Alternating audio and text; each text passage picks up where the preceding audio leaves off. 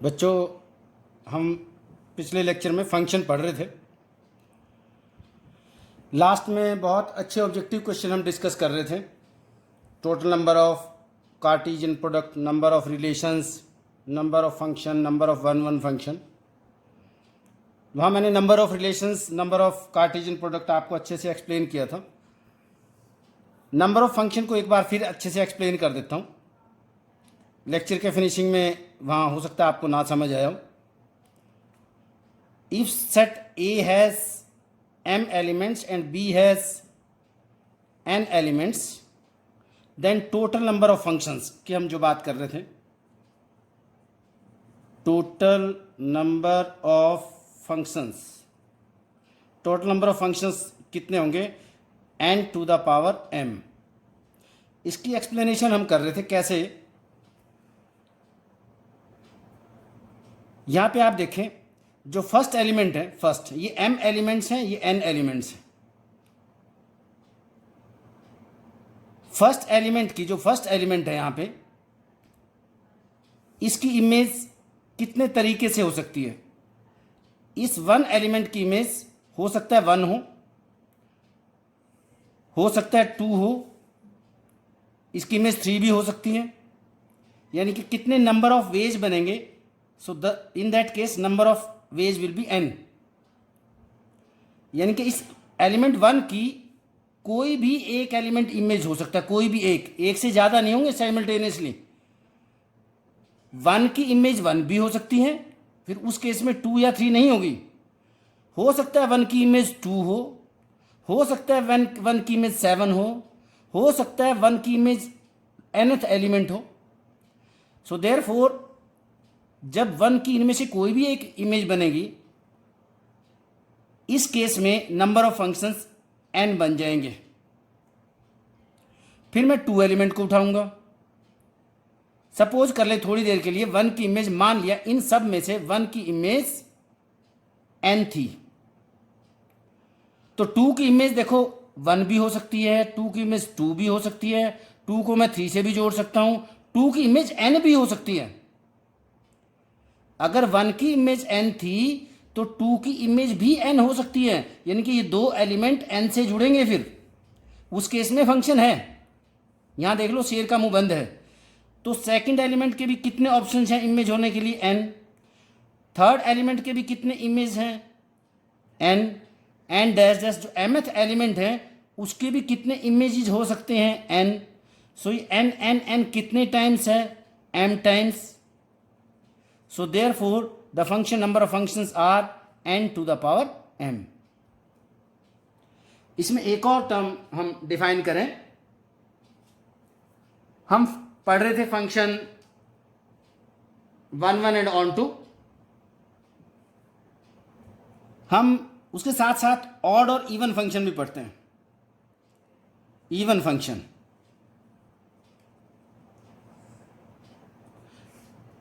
a function is said to be even function. A function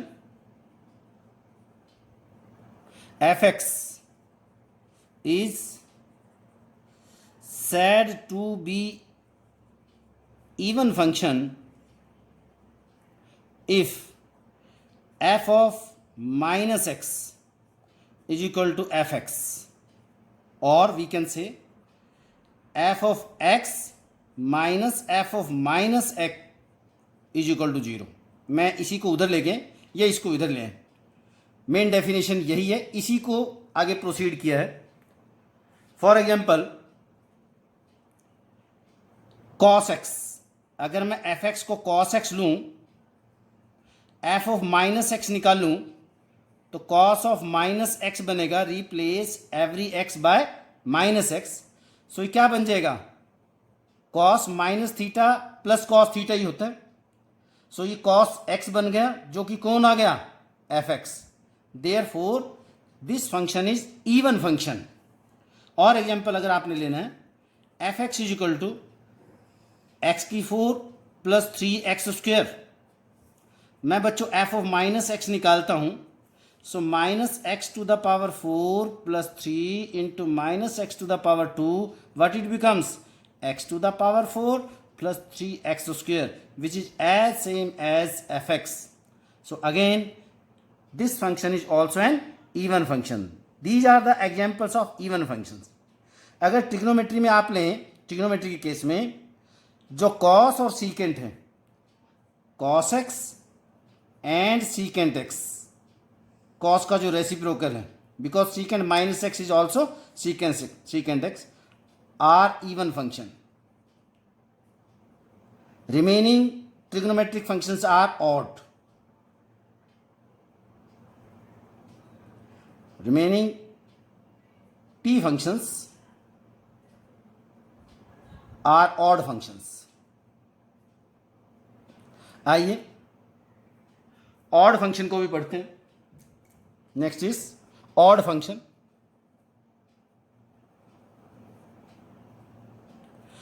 A function fx is said to be odd function. A function fx is said to be odd function if f of minus x is equal to minus fx. यानी कि जिसका minus बाहर निकल के आ जाए वो तो odd बनेगा, जो माइनस को खा जाए एग्जैक्टली वही आ जाए वो फंक्शन क्या बनेगा, इवन फंक्शन. अगर इसको भी मैं इसको इधर ले आऊं तो we can also write it as f x plus f of minus f x is equal to 0. ऐसे भी लिखा जा सकता है और ऐसे भी लिखा जा सकता है. This is the definition of odd function. Example अगर लें, f x is equal to x to the power cube minus 15 plus x to the power 17. F of minus x निकाल लें, it is minus x cube plus 15 times of minus x the whole power 17, minus 3 time multiply करेंगे minus बाहर आ जाएगा. It is minus x cube 17 times, ये भी odd है, इसका भी माइनस बाहर आ जाएगा, minus 15 times of x to the power 17, minus common ले लें आप, it is x cube plus 15 x to the power 17. आपने हर x को माइनस एक्स से रिप्लेस किया, माइनस बाहर आ गया, जो कि क्या बन गया, which is equal to minus of f x. Therefore this function f x is odd function. दोनों किसी भी फंक्शन को आपने ऑड और इवन चेक करना है, आपने हर x को माइनस एक्स से रिप्लेस करना है. अगर पूरे फंक्शन से माइनस बाहर आ जाए, एग्जैक्टली वही का वही फंक्शन बन जाए, फिर तो वो फंक्शन ऑड फंक्शन है.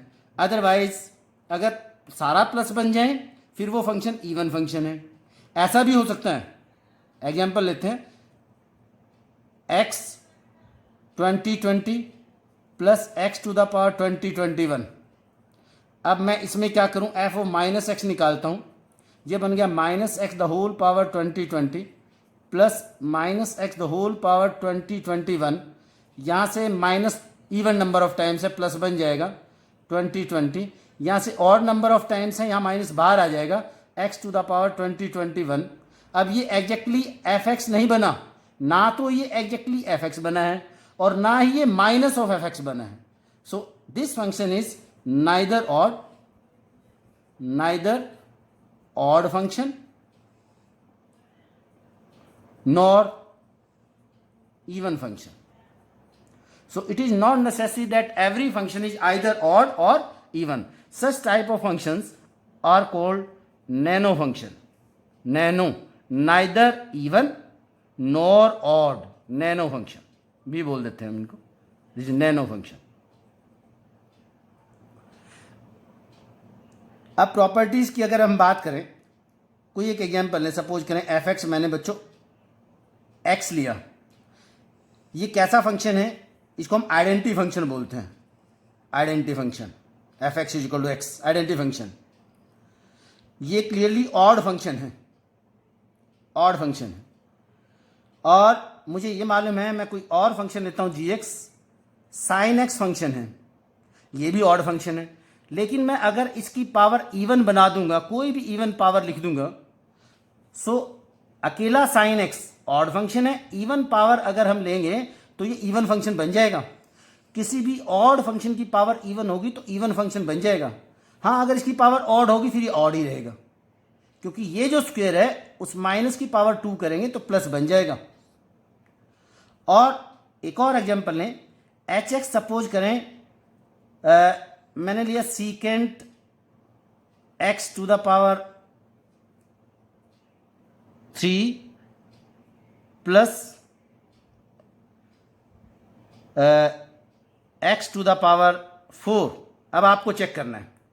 कई बार बच्चे जल्दबाजी में चेक करेंगे, इसकी पावर 3 है, ये तो ऑड फंक्शन है, इसकी पावर 4 है, ये इवन फंक्शन है, दोनों को मिलाएं या नाइदर ऑड नॉर इवन।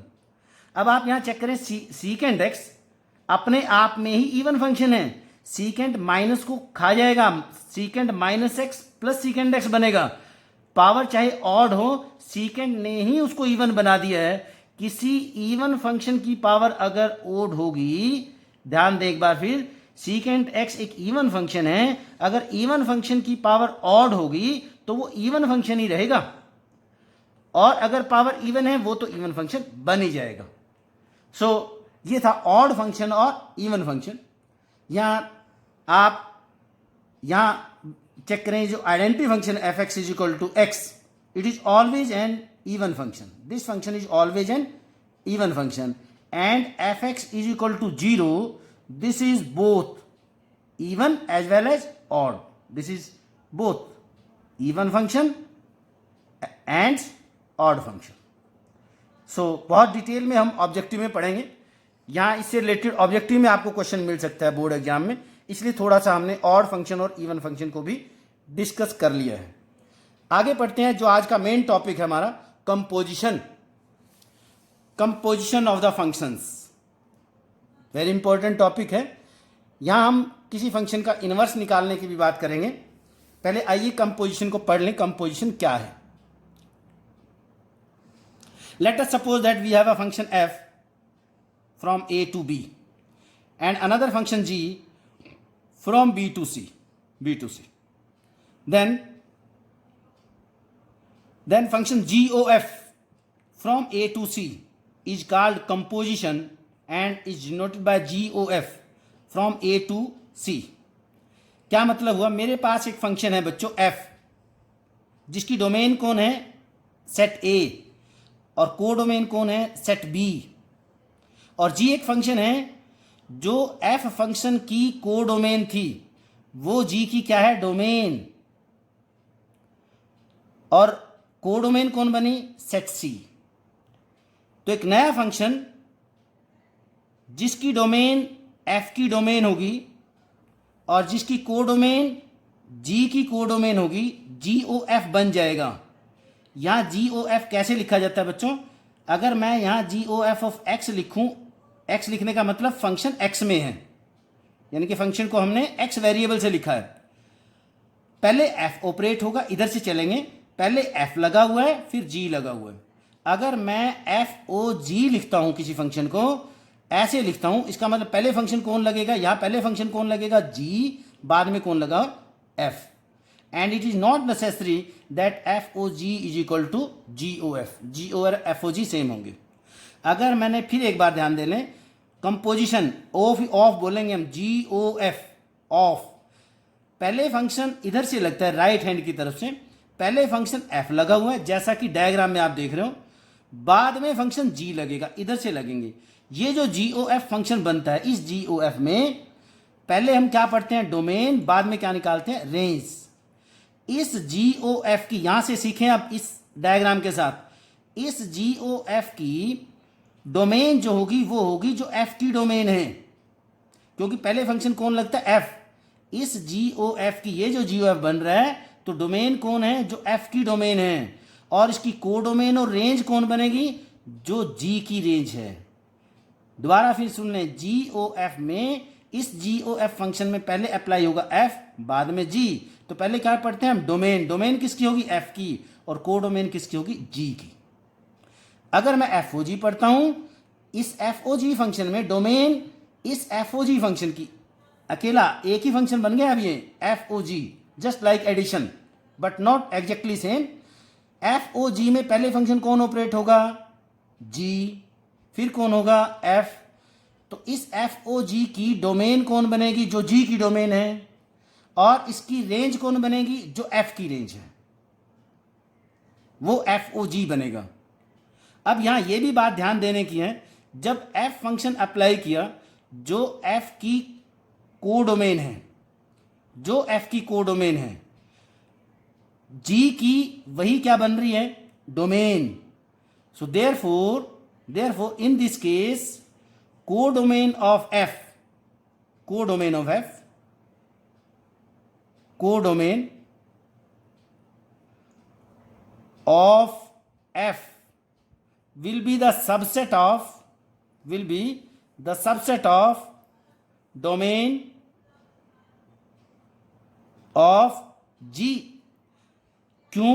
क्योंकि यहां जितने भी एलिमेंट पड़े हैं जो f की इमेजेस बनेंगे या f की जो कोडोमेन में है, उन सब की इमेज होनी जरूरी है। उन सब की इमेज होगी तभी g फंक्शन होगा। एक भी एलिमेंट यहां बच गया तो जी फंक्शन हो ही नहीं पाएगा। जब जी फंक्शन ही नहीं है तो हम जी ओ एफ की बात कैसे करेंगे फिर? सो देयरफॉर ये सारे एलिमेंट जो एफ की कोडोमेन के एलिमेंट हैं वो सारे के सारे जी की डोमेन का सबसेट होंगे, यानी कि इन सब की इमेज यहां पे होगी। आइए थोड़ा सा और आगे बढ़ते हैं, कुछ और क्वेश्चन करेंगे और ज्यादा क्लियर होगा। कंसीडर करें मेरे पास एफ एक्स एक फंक्शन है एक्स क्यूब और जी एक्स एक फंक्शन है साइन एक्स। आपको कहा गया बच्चों जी ओ एफ निकालिए। कैसे निकालते हैं? आप ऐसे लिखोगे जी ऑफ एफ एक्स। मैंने इस ऑफ को ब्रैकेट में कन्वर्ट कर दिया, ध्यान दें। फिर कैसे लिखते हैं? पहले एफ एक्स की वैल्यू रख दो, जो अंदर फंक्शन है पहले इसको सॉल्व करते हैं। एफ एक्स कौन है? X cube. एफ एक्स की जगह मैंने वैल्यू रख दी एक्स क्यूब। फिर क्या कहता है? जी फंक्शन अप्लाई करें। क्या अप्लाई करें? जी फंक्शन में हम जनरली तो जी ऑफ एक्स लिखते हैं। जी फंक्शन में जहां जहां एक्स है वहां वहां एक्स क्यूब लिखें। तो जी फंक्शन पे जाएं, जहां एक्स आएगा, सिर्फ जहां एक्स आएगा वहां पे एक्स क्यूब लिखें। अगर जी टी निकालना है, जी ऑफ टी निकालना है तो मुझे एक्स की जगह टी लिखना होता है। जी ऑफ 3 निकालना है, एक्स की जगह 3 लिखना है। ये मीनिंग है। आइए अब इसी का रिवर्स लेते हैं।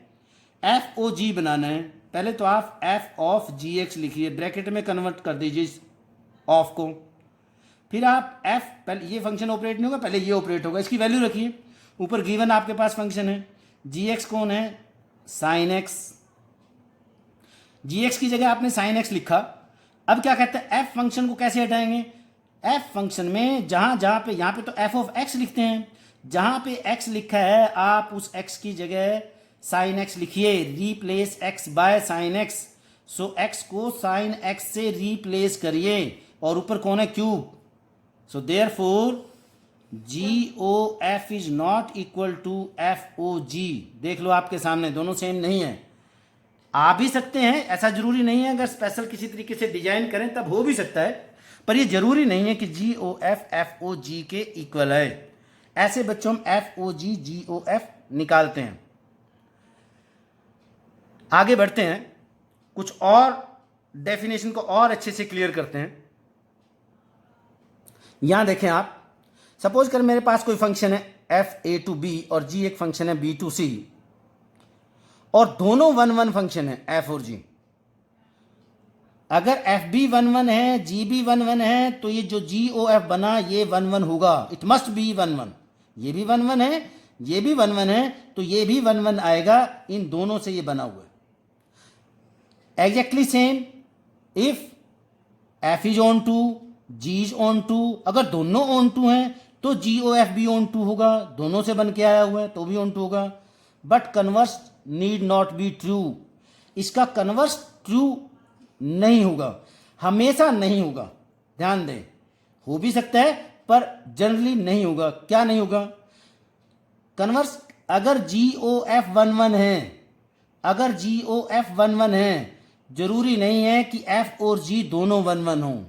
जबकि यदि एफ और जी 1 1 थे तो जी ओ एफ तो 1 1 आया। इन दोनों ने मिलके इसको तो 1 1 बनाया, लेकिन ये अकेला जो फंक्शन बन गया ये दोनों को नहीं बना पाएगा। अगर जी ओ एफ ऑन टू हुआ तो ये भी जरूरी नहीं है जी और एफ अलग अलग से दोनों ऑन टू होंगे।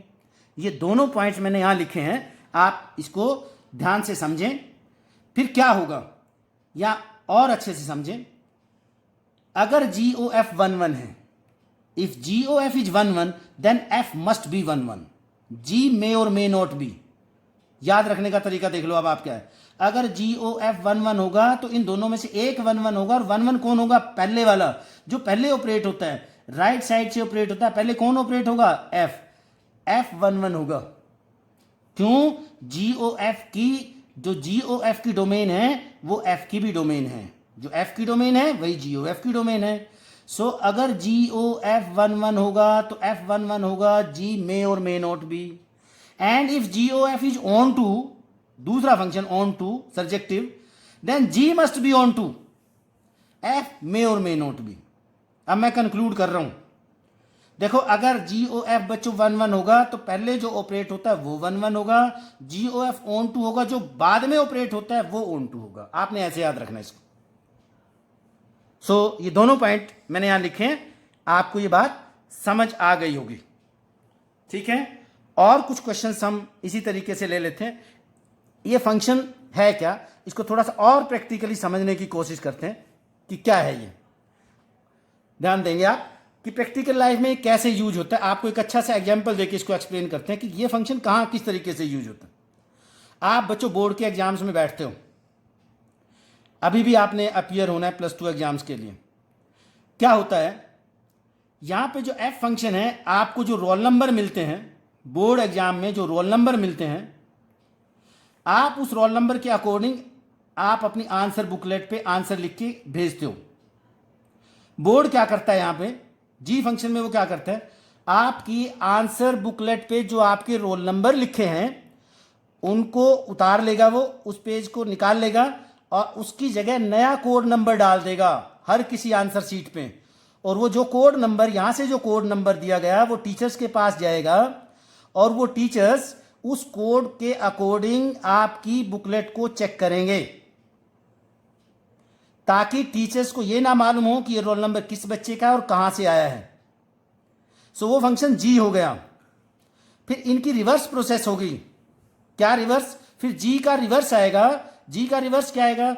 आंसर बुकलेट चेक होने के बाद कोड के अकॉर्डिंग बोर्ड के पास आएगी, उसमें जी इनवर्स काम करेगा, जी का इनवर्स आएगा यहां से, और यहां आएगा आपके कोड, यहां आएंगे कोड, बोर्ड फिर चेंज करेगा, उस पर आपके वापस जो कोड लिखे थे जिन रोल नंबर के अकॉर्डिंग वापस चेंज करेगा और आपका रिजल्ट आउट होगा। यहां पे एफ रिवर्स होगा, एफ का इनवर्स होगा। So in that case your result will be notified. ऐसे हम केस में कंपोजिशन के फंक्शंस को, कंपोजिशन ऑफ फंक्शंस को यूज करते हैं। होपफुली अब आपको फंक्शन की कंपोजिशन से ये बात अच्छे से समझ आ गई होगी। और थोड़ा सा अगर हम आगे बढ़े, कुछ और एग्जांपल आपको दें कि सपोज करें मेरे पास कोई फंक्शन है, एफ फंक्शन है from A to B. So suppose करने एफ में एलिमेंट है 1 2 3, ये एफ फंक्शन है, और जी में element A B C. If A and B has finite number of elements, ध्यान से सुनना है, ऑब्जेक्टिव में भी काम आएगी, कॉन्सेप्ट भी आपको समझ आएगा। If A and B has finite number of elements and equal number of elements and f is 1 1, then f must be on 2। वो कह रहा है कि अगर बच्चों a और b में इक्वल नंबर ऑफ एलिमेंट्स हैं एंड f 1 1 है तो कहता है ऑन 2 जरूर होगा। एंड कन्वर्सली, एंड कन्वर्सली क्या मतलब कन्वर्सली का? Again same, if A and B has finite number of elements and same number of elements, and if f is on 2, then f must be 1 1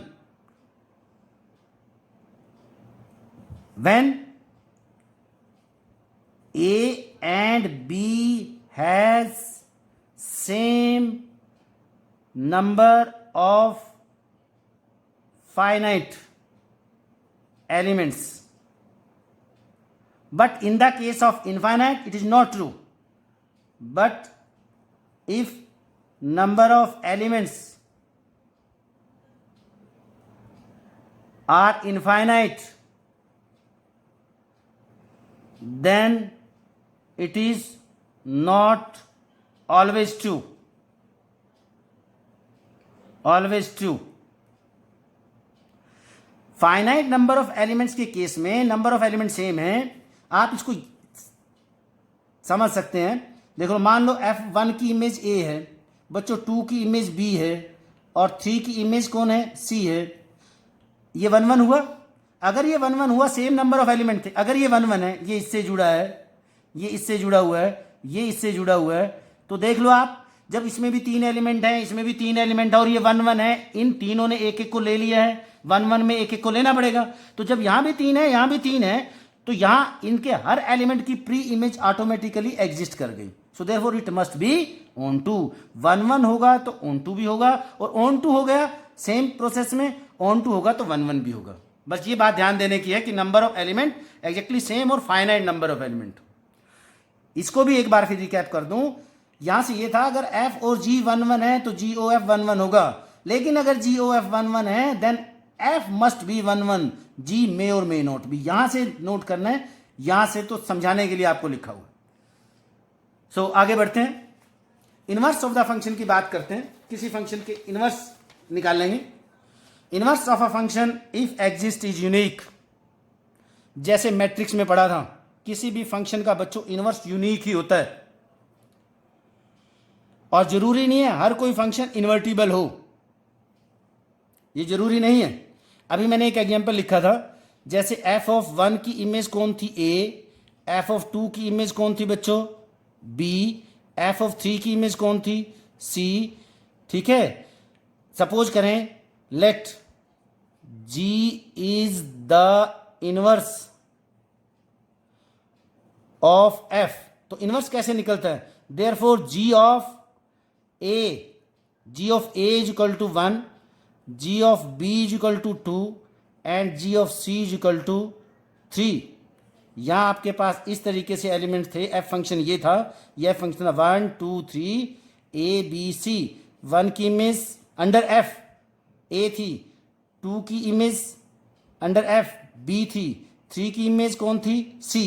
अगर मुझे G function निकालना है, G is equal to F inverse निकालना है. Inverse का ये मतलब हुआ कि C की इमेज कौन बन गई, G के अंडर, तो G ऑफ C कौन बनेगा, 3, G ऑफ B कौन बनेगा, 2, G ऑफ A कौन बनेगा, 1. यानी कि जो F की डोमेन थी वो तो G की रेंज बन जाएगी, और जो F की रेंज थी वो इसकी क्या बन जाएगी, G की डोमेन बन जाएगी. क्योंकि इनवर्स पढ़ रहे हैं हम, तो डोमेन रेंज बन जाएगी, रेंज डोमेन बन जाएगी. And a function, very important, a function is invertible if and only if F is 1 1 and on 2. किसी भी फंक्शन का इनवर्स निकाल पाएंगे अगर वो 1 1 और ऑन 2 है. फंक्शन का 1 1 ऑन 2 होना जरूरी है बच्चों, तभी इनवर्स निकाल पाएंगे. अगर 1 1 और ऑन 2 में से कोई एक नहीं हुआ, अगर 1 1 नहीं हुआ तब भी इनवर्स नहीं निकलेगा. अगर बच्चों ऑन 2 नहीं हुआ तब भी इनवर्स नहीं निकलेगा. क्यों नहीं निकलेगा, आइए एक्सप्लेन करें. 1 2 3 मेरे पास एलिमेंट है. सपोज करें मेरे पास 5 6 7 यहाँ एलिमेंट है. 1 की इमेज कौन है, 5, 2 की इमेज कौन है, ठीक है, 6, और 3 की इमेज मैंने कौन ले ली, 7, और यहाँ एक और एलिमेंट 8 लिखा और 9 भी मैंने ले लिया. ध्यान दें यहाँ पे क्लियरली ये फंक्शन 1 1 है, it is 1 1, but not on 2. ये ऑन 2 नहीं है. हम बात कर रहे हैं कि 1 1 है, ऑन 2 नहीं है, तो इसका इनवर्स एग्जिस्ट नहीं करेगा. क्यों नहीं एग्जिस्ट करेगा, जब आप इसके इनवर्स की बात करेंगे, F इनवर्स की बात करेंगे, तो आप क्या देखेंगे, ये क्या बनेगी, B सेट क्या बन जाएगा, B सेट बन जाएगा domain of F inverse. F inverse का डोमेन बनेगा, मैं कहूंगा 8 जो एलिमेंट है, जो F इनवर्स की डोमेन में पड़ा है, इसकी कोई भी इमेज नहीं है. अगर इस एलिमेंट की एक भी कोई इमेज नहीं है तो इसका मतलब ये तो फंक्शन ही नहीं है. अगर यहाँ एक भी एलिमेंट, हमने फंक्शन की डेफिनेशन में पढ़ा था, every element of A has unique image, her element की इमेज होनी चाहिए. यहाँ तो 8 एलिमेंट ऐसा है, 9 भी एक ऐसा एलिमेंट है जिसकी इमेज नहीं है, तो F इनवर्स फंक्शन ही नहीं है. जब ये फंक्शन ही नहीं है तो इसका इनवर्स फंक्शन कैसे बन जाएगा.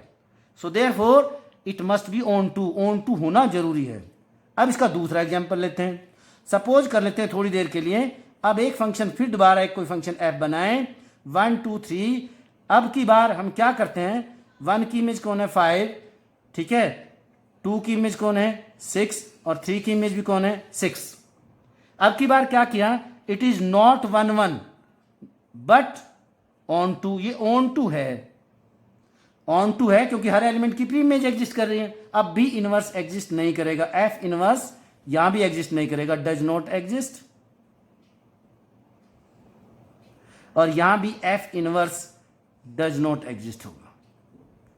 क्यों होगा, अब आप खुद सोचें, क्यों एग्जिस्ट नहीं करेगा। अब की बार फिर चेक करें, फिर यहीं से चेक करें 5 की इमेज कौन है अंडर एफ इनवर्स, यानी कि एफ इनवर्स 5 कौन है 1 और एफ इनवर्स 6 कौन है 2 और 3, यानी कि इस 6 एलिमेंट की 2 इमेजेज हो गई।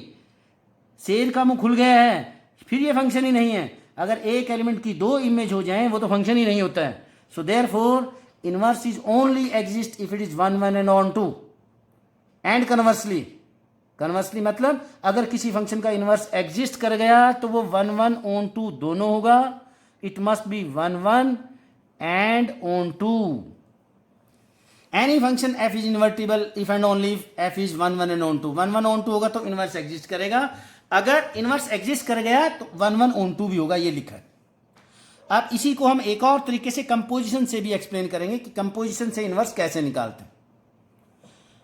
कंपोजिशन से बच्चों इनवर्स कैसे निकालते हैं। सपोज कर मेरे पास कोई फंक्शन है a टू b और g फंक्शन है b टू a, यहीं से रिवर्स, और GOF ऑपरेट करें। अभी हमने GOF बनाया था एक्स क्यूब और साइन एक्स के साथ। मैं GOF निकाल लूं, आइडेंटिटी फंक्शन आ जाए, आइडेंटिटी ऑफ ए मतलब डोमेन ऑफ f। फर्स्ट की डोमेन लिखते हैं यहां I for a for the given set a, और FOG निकाल लूं, वो भी आइडेंटिटी फंक्शन आ जाए। अभी हमने थोड़ी देर पहले आइडेंटिटी फंक्शन को पढ़ा था। कोई भी आइडेंटिटी फंक्शन क्या होता है x। अगर FOG और GOF आइडेंटिटी फंक्शन आ जाए, इन that case G is the inverse of f। ये जो G है इस f का इनवर्स बन जाएगा, यही लिखा है G is equal to f inverse. अब थोड़ा सा एक्सप्लेन करें। आपको लग रहा है पता नहीं क्या एक्सप्लेन कर रहे हो सर आप। बच्चों नंबर सिस्टम पे आ जाओ। 2 का इनवर्स कौन होता है 1/2। 2 का मल्टीप्लिकेटिव इनवर्स कौन है 1/2। अरे इन दोनों को मल्टीप्लाई करने से कौन आता है 1, और 1 कौन है, this is identity number. Identity number, ये आइडेंटिटी नंबर है। ऐसे ही ये आइडेंटिटी फंक्शन है x, क्योंकि किसी भी फंक्शन को हम x में लिखते हैं। अगर 2 को ये f की जगह है, ये g की जगह है, अगर दोनों को ऑपरेट करने से आइडेंटिटी आता है तो दोनों एक दूसरे के इनवर्स हैं। ऐसे ही यहां मैं फंक्शन को लिखता हूं आइडेंटिटी फंक्शन। आइडेंटिटी फंक्शन क्योंकि फंक्शन को, हर किसी फंक्शन को यूजुअली हम इंडिपेंडेंट वेरिएबल x के साथ लिखते हैं। अगर FOG और GOF को ऑपरेट करने से आइडेंटिटी आ जाए, x आ जाए, so therefore G is the inverse of f, और we can say f is the inverse of G। ये इनवर्स की डेफिनेशन है। आइए एक सिंपल एग्जांपल से और अच्छे से एक्सप्लेन करते हैं कि इनवर्स निकालते कैसे हैं, कैसे चेक करेंगे इन्वर्टिबल है कि नहीं। मेरे पास एक फंक्शन f गिवन है फ्रॉम, ये a सेट है, ये b सेट है, 1 2 3 एलिमेंट है। इधर मेरे पास कौन एलिमेंट है, यहां पे एलिमेंट है मेरे पास 4 and 9, only 2 element 4 and 9। Suppose करें फंक्शन f में 1 रखने से आंसर कौन आता है 9। 1 किससे जुड़ा है 9, यानी कि 1 की इमेज कौन है 9। 2 की इमेज कौन है 4, 2 रखने से कौन आता है 4। 3 रखने से कौन आ रहा है 4। अब आपको यूं चेक करना है क्या ये फंक्शन, क्योंकि मुझे इसका इन्वर्स निकालना है, पहले चेक करना है इन्वर्टिबल है कि नहीं। अगर इन्वर्टिबल है तो इसका इन्वर्स फाइंड आउट करना है। तो हम चेक करेंगे। देखो फर्स्ट जो एलिमेंट है, डोमेन का एलिमेंट कभी भी रिपीट ना हो। 1 की इमेज 2 की इमेज, 1 की हो गई, 2 की हो गई, 3 की हो गई। 1 की इमेज कौन है 9, 2 की कौन है 4 और 3 की कौन है 4।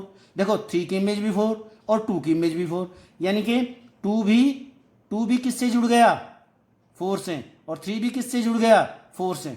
तो 2 एलिमेंट की एक ही इमेज हो गई। So therefore it is not 1 1, it is not 1 1। जब ये 1 1 नहीं है तो मुझे ऑन टू चेक करने की जरूरत नहीं है, इट इज नॉट इन्वर्टिबल। आइए सेकंड को चेक करें। मैं अब की बार फंक्शन ये लिखा था, अब की बार फंक्शन को रिलेशन की फॉर्म में लिखा, जैसे हम रिलेशन लिखते हैं, because function is always a relation. A relation becomes a function if every element of A has unique image in B. अब की बार मैंने ऐसे लिखा है, अलग तरीके से लिखा है जी फंक्शन को. 2 की इमेज कौन है ए, 3 की इमेज कौन है बी. यहां भी लिख सकता था मैं 1,9, 2,4 एंड सो ऑन. 5 की इमेज कौन है सी, 9 की कौन है डी. क्या हर एलिमेंट की इमेज है, पहले तो ये चेक करो. 2, 3, 5, 9, यस, इसका मतलब फंक्शन तो है, फंक्शन तो है. अब चेक करना 1 1 है कि नहीं. आइए चेक करें, क्या हर एलिमेंट 1 1, पहले चेक करें. 2 की ए है, 3 की बी, 5 की सी, अलग अलग इमेज है, 9 की डी, सबकी डिफरेंट इमेज है, डिफरेंट एलिमेंट की डिफरेंट इमेज है, तो therefore it is 1 1. It is 1 1, ये 1 1 तो है, हैंस इट इज 1 1. अच्छा, अब 1 1 तो ऑन टू चेक करें, क्या हर एलिमेंट की प्री इमेज है. क्या ए बी सी डी जो कोडोमेन के चारों एलिमेंट हैं, चारों एलिमेंट जुड़े हुए हैं किसी ना किसी एलिमेंट से डोमेन के. यस, ये 1 1 भी है, it is 1 1 and onto, it is 1 1 and onto, hence g is invertible. Therefore g is invertible. और जी इनवर्स कैसे निकाल लोगे, आपने रिलेशन में जैसे निकाला एग्जैक्टली जी इनवर्स निकाल सकते हो. कैसे निकालोगे जी इनवर्स, क्या करेंगे, उसकी रेंज को डोमेन लिख दें और डोमेन को रेंज लिख दें. A,2 कंप्लीट करेंगे आप, B,3 एंड सोन आप कंप्लीट करेंगे अपने आप. C,5 ये इसका इनवर्स आ जाएगा. पहले हमने किसी भी फंक्शन के इनवर्स को निकालने के लिए 1 1 ऑन टू चेक करना जरूरी है. आइए अगले को चेक करें. अब की बार आप दिमाग लगाएंगे. 2 3 ये डोमेन है, ये को डोमेन है. 2 की इमेज कौन है 6, 2 6 से जुड़ गया. 3 की कौन है 7, 4 की कौन है 8, 5 की कौन है 7, यानी कि हर कोई एलिमेंट आ गया है. 2 3 4 5 फंक्शन तो ये है. 1 1 चेक करें, क्या अलग अलग एलिमेंट्स की अलग अलग इमेज है. 2 की 6 है, 3 की कौन है 7, 4 की कौन है 8, 5 की कौन बन गई 7. तो फंक्शन 1 1 बना, बोलो फंक्शन 1 1 बना, नहीं बना. 3 की इमेज भी 7 है, 3 भी 7 से जुड़ गया, 5 भी 7 से जुड़ गया. अगर कोई भी रेंज का एलिमेंट रिपीट हो गया, इसका मतलब उससे 2 एलिमेंट जुड़ गए, वो फंक्शन 1 1 नहीं है. Not 1 1, it is not 1 1. अब ऑन टू चेक करें, क्या कोई एलिमेंट बी सेट में बचा है जिसकी प्री इमेज ना हो. क्या 6 आ चुका है, 7 आ चुका है, 8 आ चुका है, 9 नहीं आया. अरे 9 एलिमेंट ऐसा मिल गया जिसकी कोई प्री इमेज नहीं है. It is not onto, ये ऑन टू भी नहीं है, therefore it is not onto. ना ही ये 1 1 है, ना ही ये ऑन टू है, and inverse does not exist. हम इन दोनों में से किसी एक को भी चेक कर लें, दूसरा चाहे ना भी निकाल लें, हम तो लिख देंगे इनवर्स डज नॉट एग्जिस्ट. कभी यहाँ भी आप 6,2 7,3 लिख दें. सो देयरफॉर अभी यहाँ अच्छे से एक्सप्लेन किया था कि किसी भी फंक्शन के इनवर्स निकालने के लिए 1 1 और ऑन टू दोनों का होना जरूरी है, तभी इनवर्स एग्जिस्ट करेगा. अदरवाइज इनवर्स एग्जिस्ट ही नहीं करेगा, वो फंक्शन ही नहीं बन पाएगा. जब फंक्शन ही नहीं बनेगा तो इनवर्स कहाँ से बनेगा. सो आगे बढ़ते हैं बच्चों, एक और एग्जांपल लेते हैं कि कैसे आप क्वेश्चंस में 1 1 ऑन टू को निकालते हैं. हम 2 तरीके से क्वेश्चन के सॉल्यूशन को एक्सप्लेन करेंगे, आप थोड़ा सा ध्यान देंगे इस फंक्शन पे.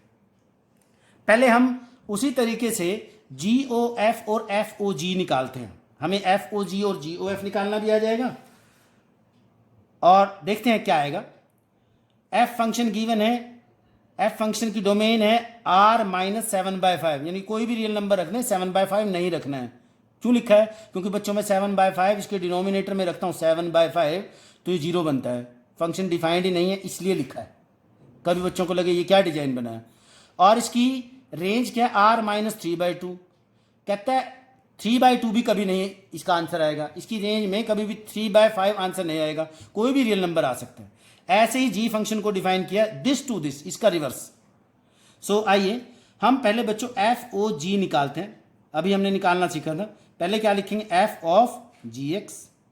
F ऑफ GX कैसे निकालते हैं, आप F ऑफ GX फंक्शन को रख दो, GX फंक्शन की वैल्यू रखो. GX कौन है, ये रखा, ये बना, इट इज 7x + 4 / 5x - 3.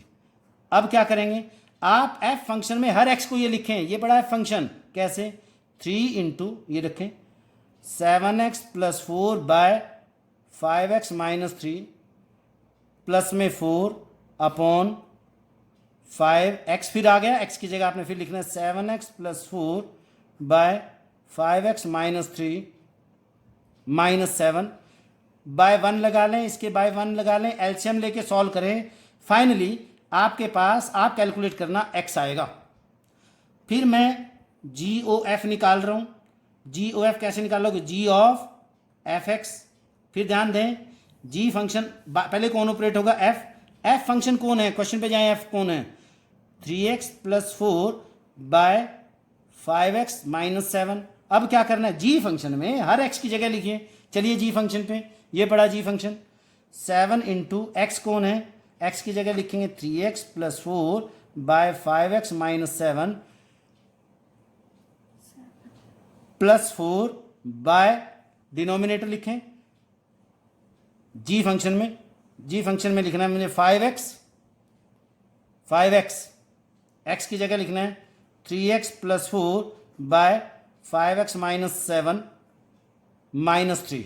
आप एलसीएम लेके इसको भी सिंप्लीफाई करें, आपको ये x मिलेगा। इसको बोलते हैं आई। अब ए या बी में से क्या लिखूंगा? ए सेट कौन है, बी सेट कौन है? आपको यहाँ आइडेंटिटी बन गया, एक्स आइडेंटिटी बन गया है। आई ए लिखेंगे, बी लिखेंगे। यहां से देखें जी की डोमेन लिखनी है, इस जी फंक्शन की डोमेन लिखनी है। आप जी फंक्शन पे जाएं, जी की डोमेन कौन है? जी की डोमेन ये है। तो आई ये सेट, इसका नाम ए रखा है कि बी रखा है? आप ध्यान दें, ए और बी को डिफाइन कर रखा है। तो ये कौन सा है? ये तो ए है। सो आई ए लिखेंगे और ये बनेगा आई बी ऑटोमेटिकली। कौन? ये एफ की डोमेन बनेगी। एफ की डोमेन कौन है? ये। और इसका क्या नाम रखा है? बी रखा है, देखो। सो इसको आई बी। अच्छी बात है, हम I A identity for set A, identity for set B ऐसे लिखें। अदरवाइज आई अकेला आई भी लिख दें तब भी कोई दिक्कत नहीं है। अब आपके सामने सो देयरफॉर एफ का इनवर्स कौन आ गया? एफ इनवर्स कौन बन गया? जी। और जी फंक्शन कौन था? 7x plus 4 by 5x minus 3। F का इनवर्स ये आ गया। एग्जैक्टली सेम जी का इनवर्स कौन आ जाएगा? एफ। और एफ कौन है? It is 3x plus 4 by 5x minus 7। यानी कि ऐसे हम फंक्शन के इनवर्स निकाल सकते हैं। हमने इस फंक्शन का भी इनवर्स निकाल दिया, एफ का भी, और जी का भी इनवर्स निकाल दिया। कैसे निकाल रहे हैं कि आपने जी ओ एफ एफ ओ जी ऑपरेट करना है। अगर आइडेंटिटी आ गए, they are inverse of each other. मैं इसी क्वेश्चन को एक और तरीके से एक्सप्लेन कर रहा हूं। एफ और जी में से मैं किसी एक फंक्शन का इनवर्स निकाल लूंगा, दूसरे का आप निकालते हो। मैं एफ एक्स को ले लेता हूं इसी क्वेश्चन में। एफ एक्स को लिखा 3x plus 4 by 5x minus 7। मैं यही बच्चों आपको एक्सप्लेन कर रहा हूं कि इनवर्स और कैसे निकालते हैं। सबसे पहले मुझे इनवर्स निकालने की सबसे पहली डेफिनेशन है, मुझे इसको 1 1 और ऑन टू प्रूव करना पड़ेगा। ठीक है, सो 1 1 ऑन टू प्रूव करेंगे। आप लेके चलेंगे f(x1) is equal to f(x2), right.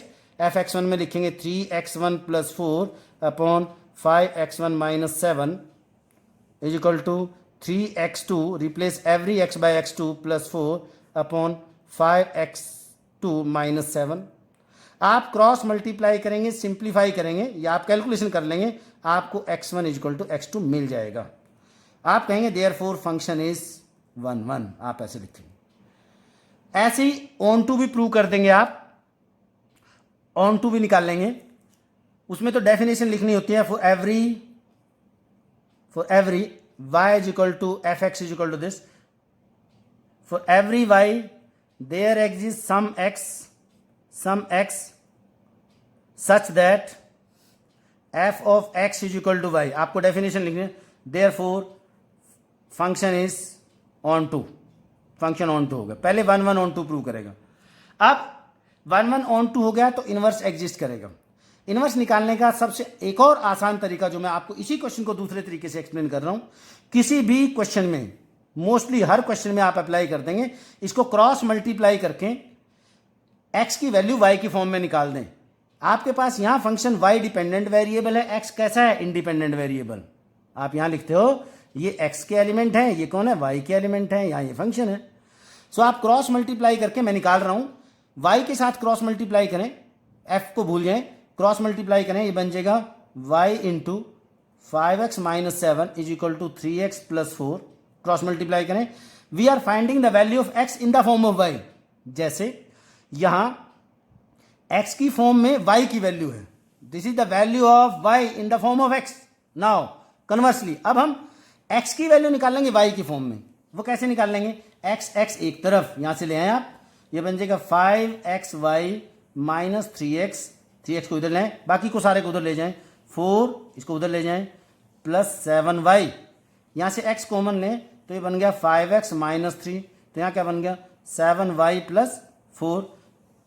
ठीक कर रहे हैं, y आएगा यहां पे भी। So x is equal to 7y plus 4 upon 5y minus 3। हमेशा हर किसी क्वेश्चन में क्रॉस मल्टीप्लाई करके आप x की वैल्यू y की फॉर्म में निकाल लें। कई बार यहाँ क्वाड्रेटिक भी होगी, कोई बात नहीं, यहाँ x में क्वाड्रेटिक बन जाएगी, x is equal to minus b plus minus, उस तरीके से भी निकालते हैं आप। x की वैल्यू y की फॉर्म में निकाल लें। क्वाड्रेटिक आगे आप कंप्लीटिंग होल स्क्वायर से भी निकाल सकते हो, वो आपकी मर्जी है कौन सा आपको आसान लगता है, आपको x की वैल्यू y की फॉर्म में ही निकालनी है। सो ये फंक्शन किस में आ गया? ये जो फंक्शन आएगा ये इनवर्स आएगा। अगर आपको f इनवर्स x लिखना है, यानी कि f का इनवर्स x में लिखना है, ये तो y में लिखा हुआ है, आप y को x से रिप्लेस कर दो, 7x plus 4 by 5x minus 3, वही आ जाएगा जो g था आपका। देख लो आपका g फंक्शन ही आ गया होगा, जो आपका g फंक्शन था। यहां तो हमने g फंक्शन गिवन था, इसी को ऑपरेट करके ये निकाला। सो यहां हमने खुद निकाल दिया कि ये f का इनवर्स आया। एग्जैक्टली सेम आप भी निकाल लेंगे, किसका? g का इनवर्स निकाल लेंगे। इसको y की इक्वेट करके क्रॉस मल्टीप्लाई करके x की वैल्यू y की फॉर्म में निकाल लेंगे, तो आपके पास ये वैल्यू आएगी, g का इनवर्स f आ जाएगा। इस तरीके से भी आप क्वेश्चंस को निकालते हैं। पहले आपको 1 ऑन 2 ब्रीफिंग जरूर करनी है, उसको चेक करना है। मोस्टली क्वेश्चन में तो बच्चों सो दैट लिखा होता है, so that this is invertible और find the inverse of this. जब find the inverse of this function का है, इसका मतलब वो 1 ऑन 2 तो है। आप फॉर्मेलिटीज डेफिनेशंस को यूज करें और कर दें 1 ऑन 2, x की वैल्यू y की फॉर्म में निकाल लें और आपके पास यहां से इनवर्स आ जाएगा। बट ये y की फॉर्म में है, y को x से रिप्लेस करना है, इस बात का ध्यान रखना है। इसी क्वेश्चन को हमने इस तरीके से कर दिया। किसी भी इसी क्वेश्चन को मान लो इसमें g नहीं गिवन होता, फिर भी मैं इसको इसके तरीके से करता। फिर कैसे करता? फिर ये पार्ट करता, पहले x की वैल्यू y की फॉर्म में निकालता, इस फंक्शन का नाम g रखता मैं अपने आप ही। मैं कहता g फंक्शन ये है और f फंक्शन ये है, फिर मैं GOF निकालता इन दोनों को ऑपरेट करके। इस फंक्शन को g कहता, GOF निकालता, यानी कि ये पार्ट फिर भी करना पड़ता मुझे। हर क्वेश्चन को हम ऐसे निकालते हैं। कुछ और क्वेश्चन हम प्रैक्टिस करेंगे और डाउट्स भी आपके लेंगे। सो आप बच्चों को समझ आ गया होगा, बहुत अच्छे से क्वेश्चन की आप प्रैक्टिस करेंगे। मिलते हैं नेक्स्ट लेक्चर में।